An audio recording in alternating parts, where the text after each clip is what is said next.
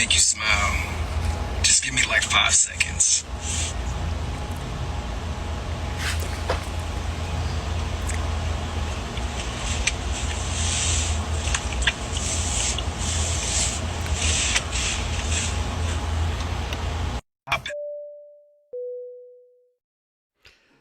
So when I see TikToks like these, it really makes me reevaluate some of the programming that I had growing up.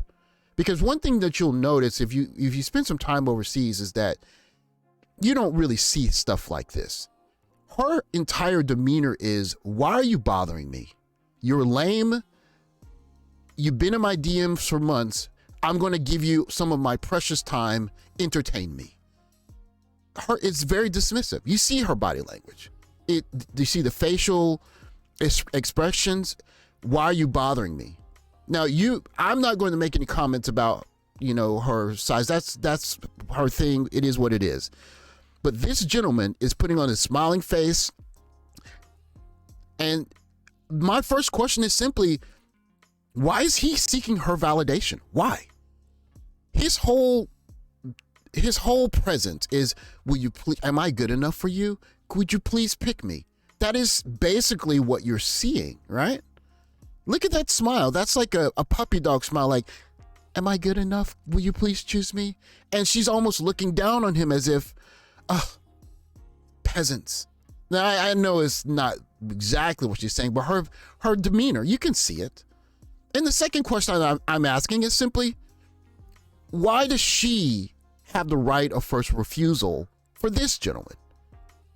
What is it about the way things are that he feels this need to not only appeal to her, but she has the right to basically look down on him? I mean, she's technically looking down on him, so I'm not exaggerating when I say that. Look at those eyes shift to the left, like, huh?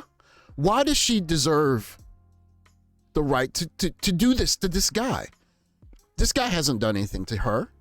He is appealing to her. And for whatever reason, in our culture, we have this idea that she deserves this right to basically, she's putting this on social media. She has the right to essentially humiliate this quote unquote lame that's appealing to her. So the theme of the first TikTok is what I really want to talk about, and that is this idea that A, men are supposed to seek validation from women, and B, women have the right to first refusal, at least in our community for certain. And I would say in America as a whole, but certainly in the Black community, there's this idea that women deserve the right of first refusal. And you're going to hear it in this clip. So first I want to shout out Obsidian. Listen, if you're not following Obsidian, you need to. He's one of the OGs. Obsidian is a must follow. Follow my brother.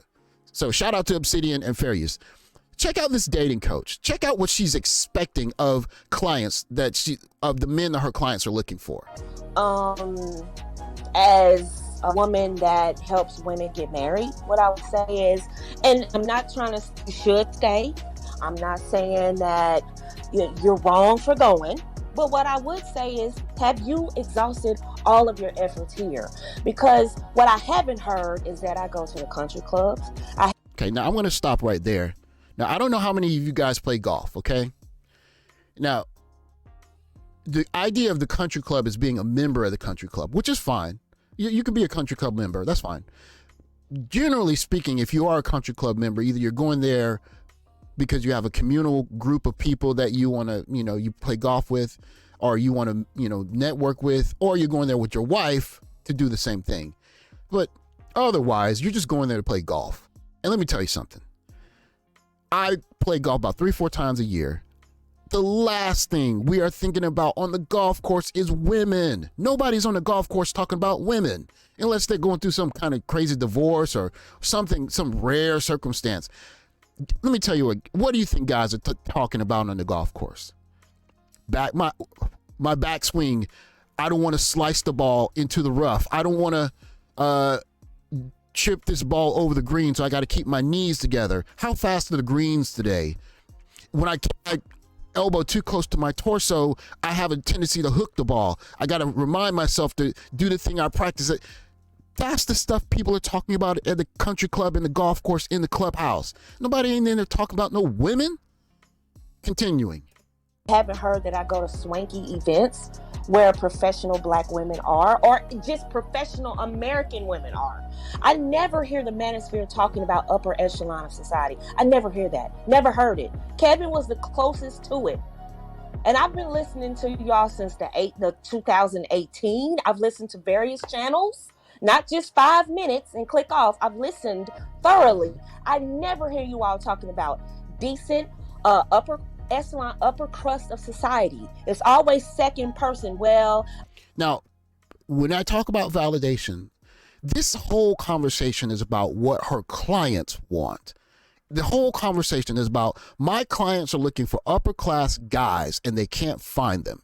None of this conversation is about what about the up and coming guys? What do they want?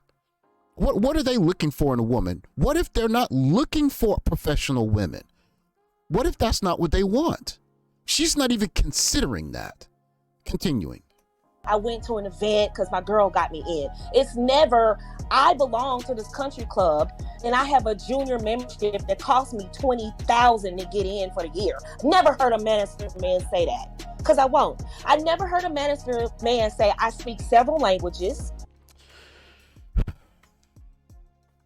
Many guys speak languages. And even with the $20,000 thing, some guys don't want women to know they have money. Simple. Guys that have money, you know how this world works, especially in America. The last thing you want a woman to know if you have worked all your life to get your money up is for her to know how much money you have. So you're going to go around telling women, I have a $20,000 golf membership. First of all, you might not even want to play golf that much. That's number one. Second, it might not even be your thing to flash money. Again, she is not even considering the other side of it. What do guys want? It's just, why aren't guys rising to the occasion for my clients? And we've heard this before from dating coaches. Right? I went to Abu Dhabi just cause, not because I was tricking, but just cause I'm a contractor and I do business over in Abu Dhabi. Never heard black men say, I was sitting down and had a salad with a nice young lady. And okay, so basically she's just ranting about the fact that her clients aren't finding the kind of men that they want. But here's the thing. There are plenty of young men who are getting their money together and they just don't want to be part of a power couple. You don't want to be part of a partnership. That simple. A lot of guys just aren't looking for that. Now let me tell you something about men overseas. Men overseas are not accomplishing stuff so they can get approval from women. That's not the reason they're doing stuff. You do your thing and then you look around and say, oh, I found a nice chick. We're going to make something happen. These guys are not spending their entire existence trying to do things that are going to get women to pay attention to them. That's not how it works. When you have a chance to hang around some men that are real, legit men doing men stuff on the golf course, in the bar, or whatever, they're not spending a whole bunch of time talking about how can I make this woman fall in love with me. They might be talking about women, but it's not like that. Man, we have been programmed to think of what does the woman want first in everything we do. And listen, if you're going to carry that idea overseas, it's going to be foreign. It's going to be foreign to not just the men over there, but the women too. Just know that. So if you're a guy and you are basically has spent most of your life in America, I would say that one of the things that you miss is you haven't had a chance to be around like men overseas, guys that are running businesses, building stuff, running stuff. And as a guy who's had a chance to do this, these guys are not spending a lot of time thinking about women. And they're spending even less time thinking about getting validation from women. You'll see that when you get overseas and you start rubbing elbows with men. So I want to round this video out with 3 points. First, focus on yourself. Focus on what you're building, the business you're running, the businesses that you're building. And that is what your life is. That is your purpose. Your purpose is not to impress people. It is not to get women to like you. If you're doing stuff that's noteworthy, all of that stuff is going to fall into place. So that said, focus on what you're doing, what's on your plate, what is your business. It is not your job to be buying $20,000 country club memberships and to be bragging about going to Abu Dhabi. And no. Guys, do not do that overseas. I'm telling you, guys that have money like that, the last thing they're doing is trying to brag on their money so they can get some chick. Second, Geomax. What's the problem with that? What's the problem with geomaxing? If you're a 5'3" dude, you're in the comic books, and everyone looks at you as a lame, and you got your money straight, go to a different store. When you're trying to buy a television or I don't know what the latest electronic iPad or whatever, you go to 3 or 4 different stores to see who has the best value at the best price or whatever, right? You'll check out Walmart and I guess Best Buy is still open, I suppose. You'll check out 3 or 4 different stores and okay, this is the best value. Why would you do anything different when you're talking about trying to find either a wife or a woman? What's the problem with that?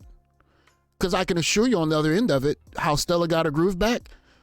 Terry McMillan had 0 issues going to the Caribbean to get her man. So why should you? Lastly, you need to be a man that has valuable attention. That little space, that little 90-degree space between your 2 eyes, that space, if it doesn't have any value, nobody will want to be in that space.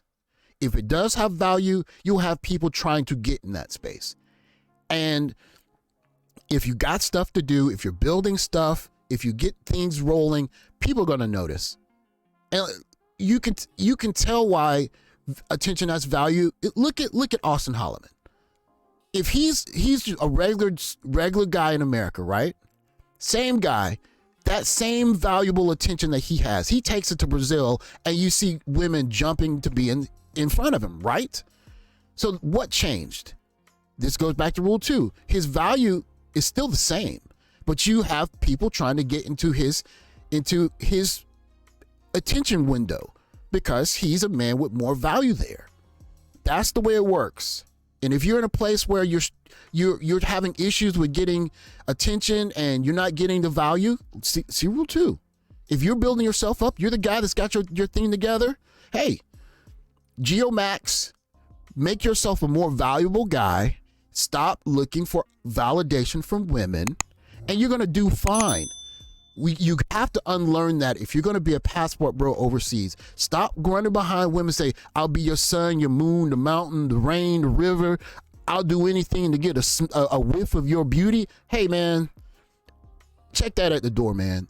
You leave that in the States. Plenty of guys that are going to do that for you. With that said, thanks for watching. Take care, and I'll catch you guys in the next video.